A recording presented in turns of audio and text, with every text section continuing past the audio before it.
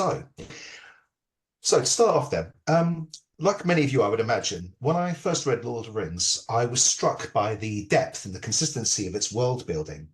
It was only later that I began to empathise with its emotional resonances. And it's one of those resonances that I'd like to talk to you today, to build on Karen's wonderful talk from earlier on. So, to begin with, let's travel back to 1949. Having received the typescript of The Lord of the Rings, C.S. Lewis wrote to his dear Tollers to share his thoughts. Having finally drained a rich cup and satisfied a long thirst, Lewis was effusive in his praise for his friend's achievements, but he couldn't help be struck by the text's profound melancholy, a sentiment that he returned to later on after the text publication, where he talks about a deep melancholy nested in The Lord of the Rings. With characteristic succinctness, Lewis draws out a key emotional resonance from the text. For all its wonders, Middle-earth is a land shadowed by sadness. Despair regularly visits its inhabitants, irrespective of their strengths or stations. For some, these visits are temporary.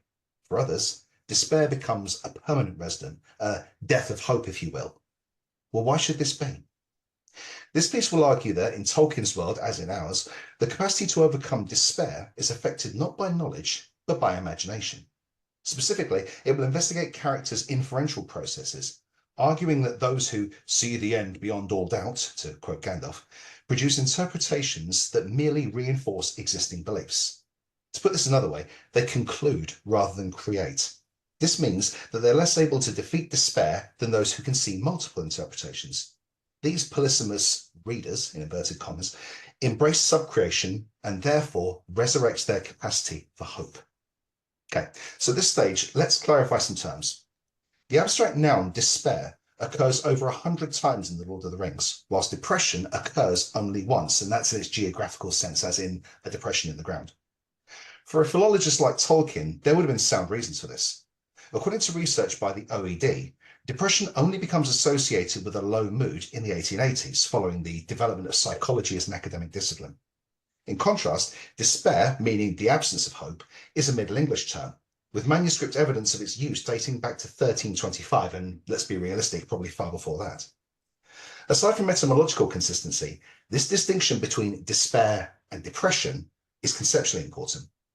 The World Health Organization defines depression as being a low mood or a loss of pleasure for a long period of time, whereas despair, which can be equally damaging, can be more episodic, thereby allowing the possibility of swifter recovery. Based on this, the key issue becomes duration. Why can some individuals overcome despairing episodes more quickly than others? Now, obviously, this is a complex question, far beyond the scope of this presentation. So instead, this afternoon, I'd like us to focus on how inference and imagination can condition a character's capacity to recover from bouts of despair in Lord of the Rings. Okay, let's start another couple of definitions. Inference is the ability to use two or more pieces of explicit information, combined with the interpreter's background knowledge, to arrive at a third piece of implicit information. Now, in practice, this involves a really complex mixture of cognitive processes. So to simplify, let's just specify two types. You have what's called coherence and elaborative inferences. This is based on the work of a woman called Jean Kipsel. Coherence inferences involve adding unstated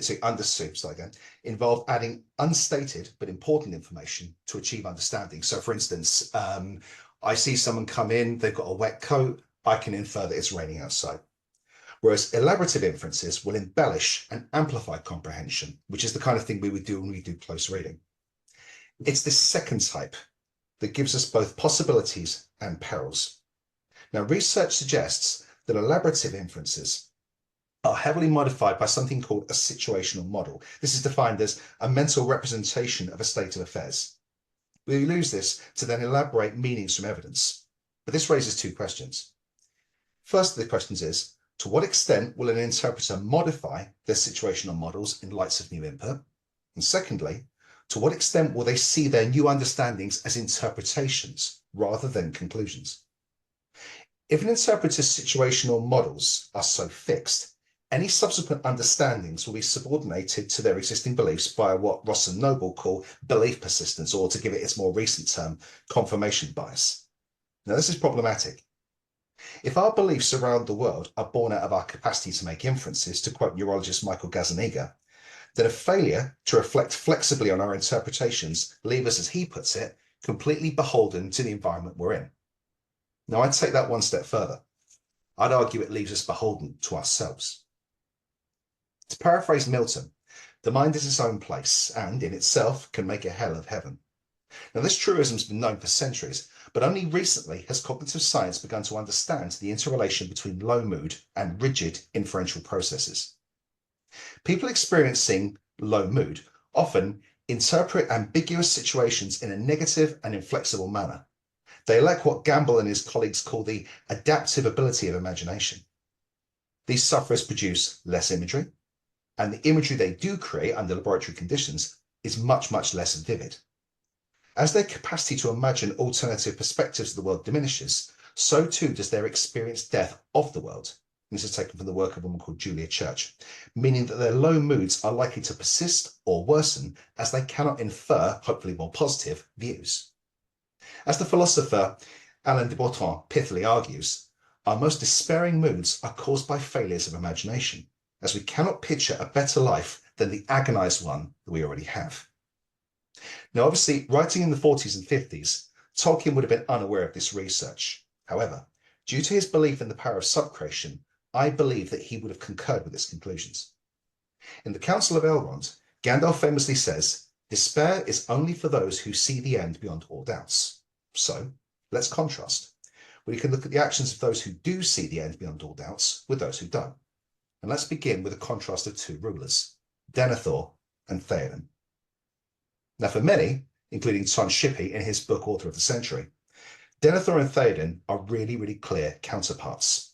They're both old men who've lost their sons. They're both representatives of their cultures, which contrast quite clearly. They both at one time succumb to despair, and they both gain hobbit squires who attempt to cheer them up. The big difference is in their reactions.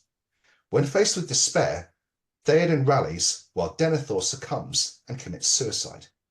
Why can one man find hope while the other one cannot? Well, there are multiple possible interpretations for this.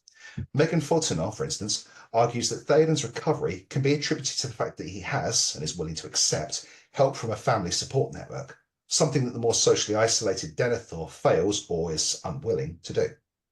This piece, however, will investigate how the rigidity of their inferences made by the two rulers condition their perceptions and, more importantly, their reactions. Now, Denethor's belief persistence is shown repeatedly. In the Peoples of Middle-earth, we learn that, as being the first son of Icthelion, he shouldered heavy expectations and consequently became more learned in law than any steward for many generations.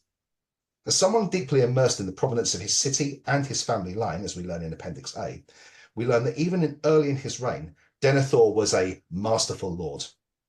Now here, I'd just like you to have a quick look at the way this is phrased. Note the repeated use of singular possessive pronouns, his own hand, his own mind. All of this is evocative of Denethor's pride and his need for singular decision-making. Now, this trait is only exacerbated by the death of his wife, Findilius.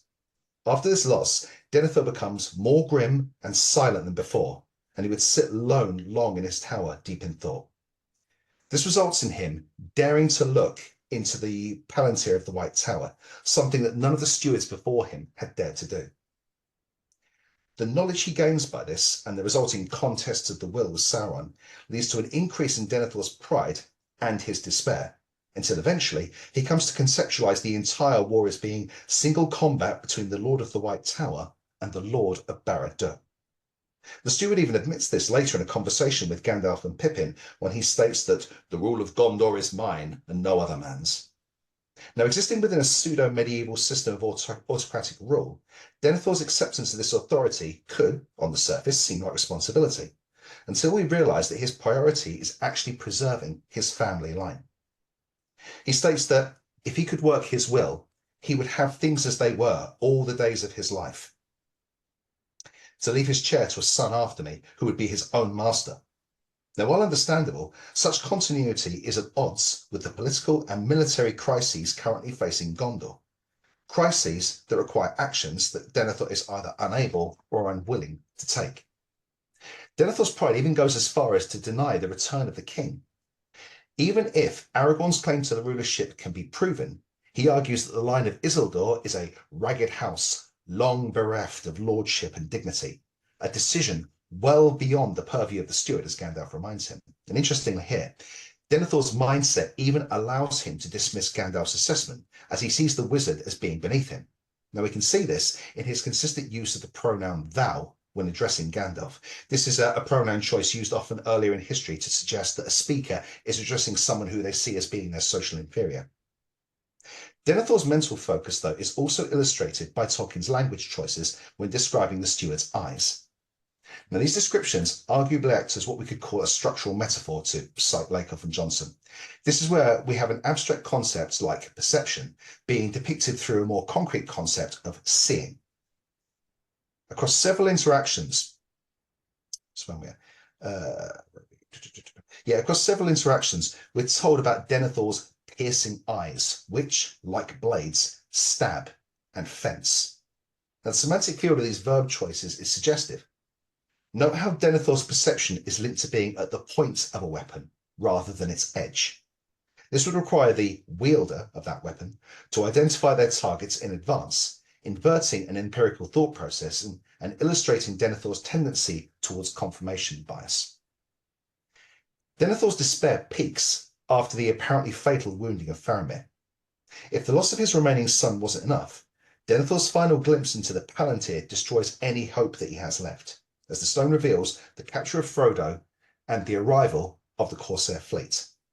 Now, while terrible, these visions do not automatically guarantee the defeat of Minas Tirith. The Umbar warriors could be incredible raiders, but that doesn't make them good infantry. They could fail to coordinate effectively with Sauron's orc troops. Reinforcements from Rohan might arrive to effect change. Frodo's capture does not automatically mean Sauron's recovery of the ring. Minas Tirith's powerful defensive position could allow for effective rearguard actions. The list for potential inferences goes on.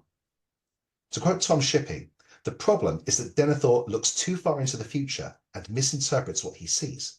Above all, he trusts to his own chains of logic, meaning that he sees defeat rather than alternatives, as such alternatives would require change, not just to his civilization, but to his role within that civilization. Do we fancy Denethor the rebel captain, perhaps? Then again, perhaps not. As the man himself emphatically states, if this doom is denied to me, then I shall have naught, neither life diminished, nor love halved, nor honour abated.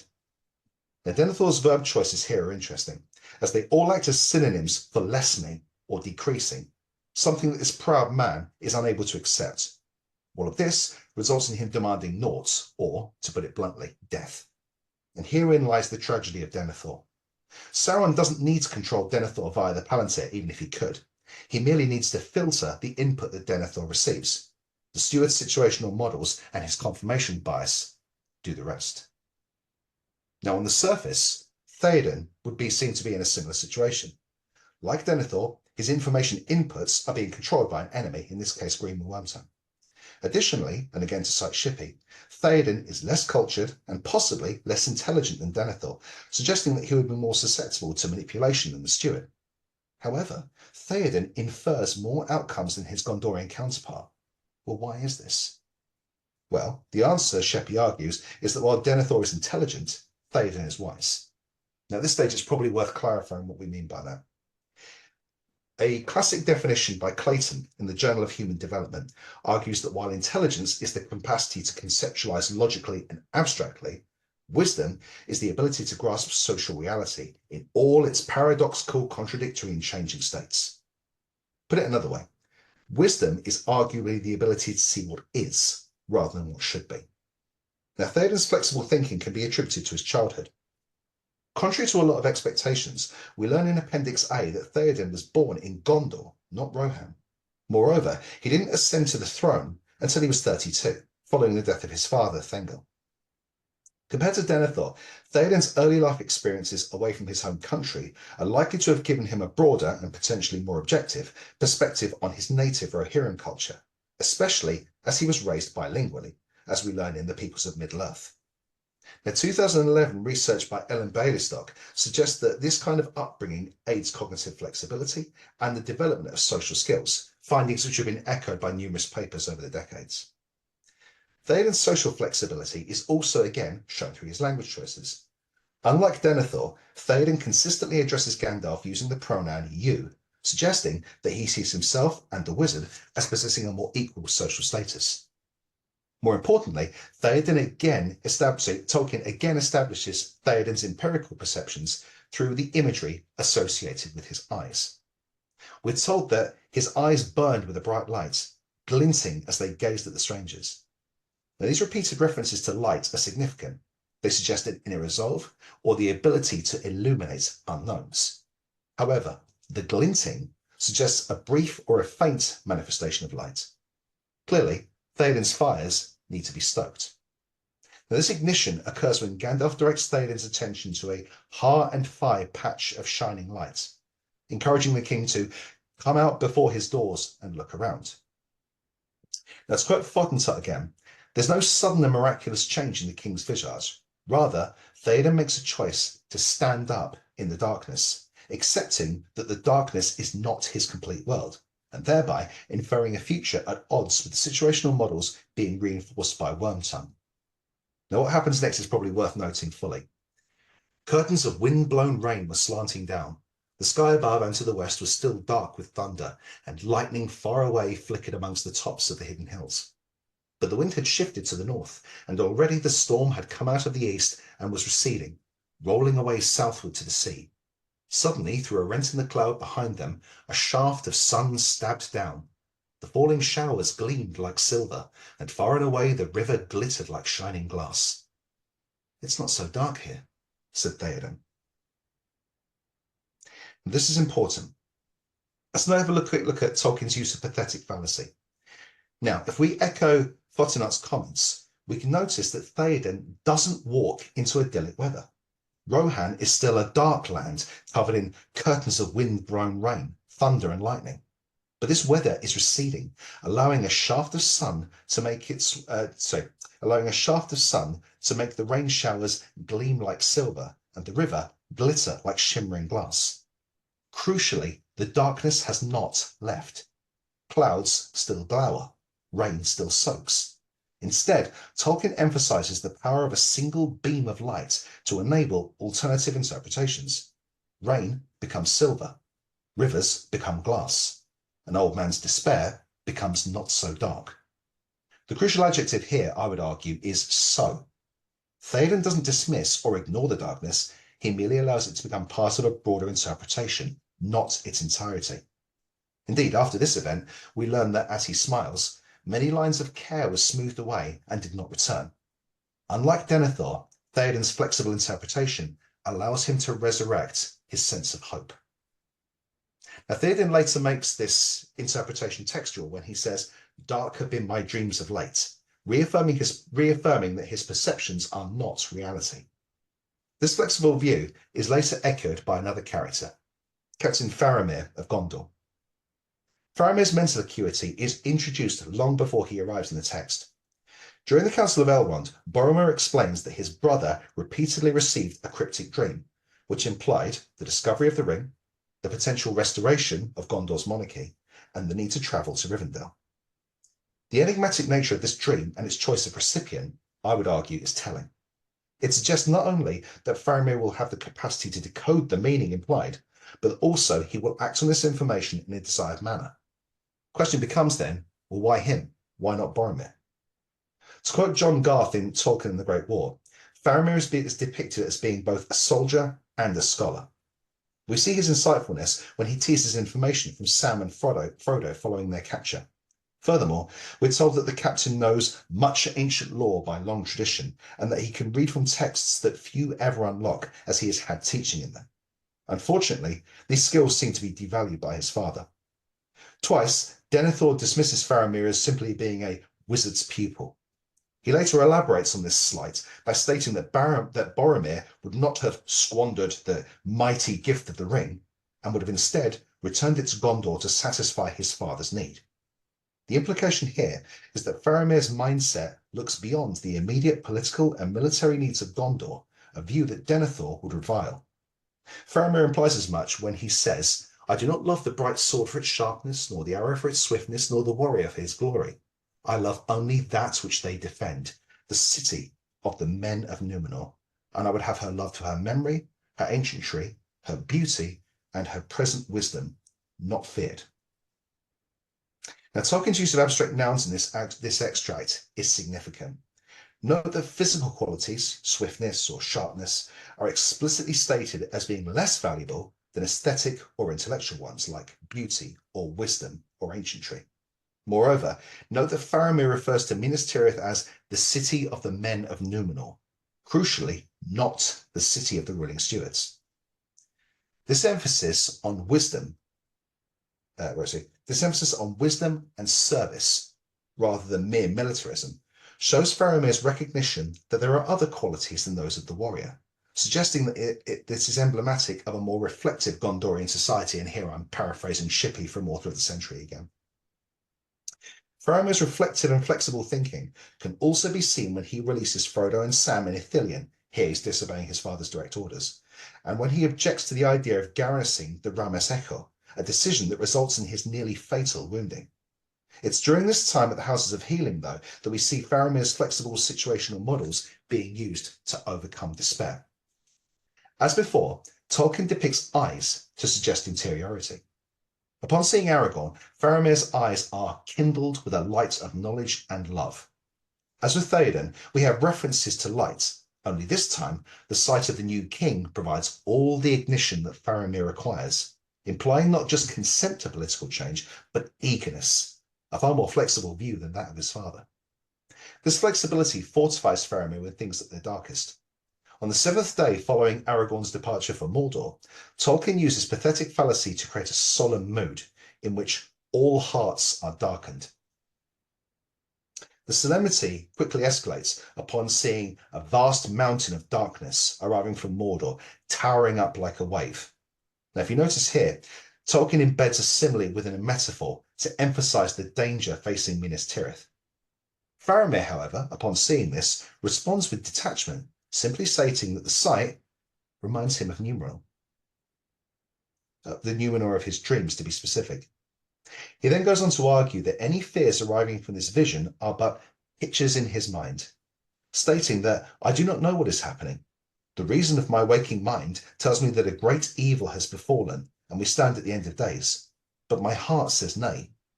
Here he's acknowledging his ignorance. He explicitly states that he doesn't know the outcome of events based on what he's just witnessed.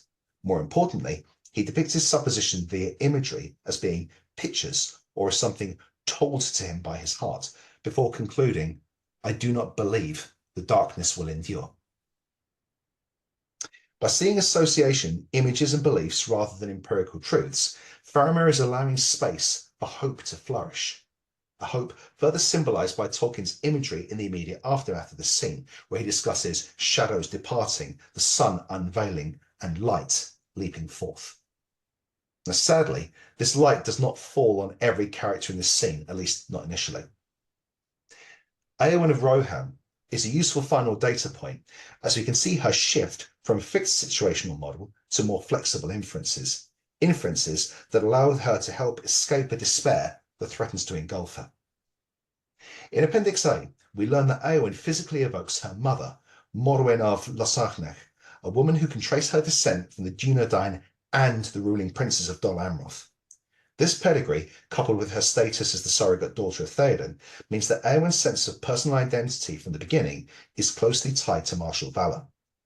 When we first meet her, Eowyn is described as strong and stern as steel, a daughter of kings, a depiction she later corroborates when she identifies herself to Aragorn as being of the House of Eorl, as she can ride and wield a blade, and do not fear either death or pain. Instead, she fears being caged and unable to do great deeds. Now, this adjective choice, I would argue, is telling. The word great is completely subjective, yet for Eowyn, it clearly means victory or glorious death in combat. Indeed, she explicitly says this to Faramir in the Houses of Healing, stating that she looked for death in battle, envying Theoden, who has both honour and peace in death. Now, this fixed situational model echoes Denethor, as we discussed earlier, so much so that Eowyn now states later on that a shadow lies upon her, and that despite her injuries, she does not desire healing, and instead wishes to follow the host of the West to the gates of Mordor. More worryingly, she states that she stands on some dreadful brink, that it is utterly dark in the abyss before her feet, and that she cannot tell if there's any light ahead of her, as she cannot turn yet. Her situational models only change when she realizes that she has equated feminized identities with powerlessness. She rails against seen as being a serving woman whose part is in the house. More importantly, she ignores the views of typical Rohirrim like Hammer, who deem her fearless and high-hearted, stating that all love her and that she should be as lord to the Eorlingas as while we are gone, a recommendation readily endorsed by her uncle. By dismissing this endorsement, Eowyn's defining herself purely in terms of her gender, and thereby ignoring her heritage, her family links, her class status, and the political power that will be associated with all of these factors. It's only later, in the conversations that she has with Faramir, that Eowyn comes to realize that her desire for renown and glory, and that her only situational model for achieving this renown and glory was war. This inference allows her winter to depart, and for her to understand her heart. Almost immediately, she turns and states that the shadow has departed. Now, this phrasing is arguably significant. The capitalization of the word shadow turns it into a proper noun, implying Sauron, or at least the threat from Mordor. However, it also symbolizes her desire for a new beginning, both for her and for the Free Realms. And it's here that Eowyn states her intent to focus on healing and growing. Now, these verbs could be read as her assuming a subservient role via marriage, and that's one of the criticisms that's been levied at Tolkien over the decades. But I would argue that Tolkien's using these verbs metaphorically to show Eowyn's desire for renown in a post-war period by building a new legacy. This represents an evolution of her situational model, but it still retains the ambition that the steely woman has displayed throughout the text. Now, as with any study, these conclusions are open to criticism. Due to time constraints, this piece is only focused on 4 characters at specific points in their lives, all of whom happen to be human with comparable backgrounds. As such, the study ignores situational models of Hobbit characters, whose generally optimistic outlooks can offer another view on the link between mindset and despair. Similarly, this piece ignores elves. Given their immortality and presumably greater life experience, an analysis of their situational models would be likely to give further insight into perception and pessimism. More significantly, though, this discussion's emphasis on individual psychology of the characters neglects discussion of the broader cultural, generic, or historical contexts that would have influenced Tolkien's discussion of this topic. So what can we conclude? Well, we've seen that moving beyond rigid mental models allows Tolkien's characters to rally against despair and to find hope in their darkest hours. But what can we, as readers, take from this? What's the emotional relevance to us? Well, perhaps the best way to approach this question is to refer to the professor. In On Fairy Stories, Tolkien argues that fantasy offers us recovery, which he defined as a reappreciation of the primary world, allowing us to see things as we are or were meant to see them. It does not deny the existence of catastrophe or sorrow or failure. Instead, it gives us what he called fleeting glimpses of joy via subcreation. To reject this creation, Tolkien argues, leads to despair or wrath. But when embraced, imagination aids mental healing by offering us diverse ways to deal with setbacks and pain. Put another way, instead of closing our minds to the future, we can open ourselves up to new beginnings, new adventures, and crucially, new fellowships.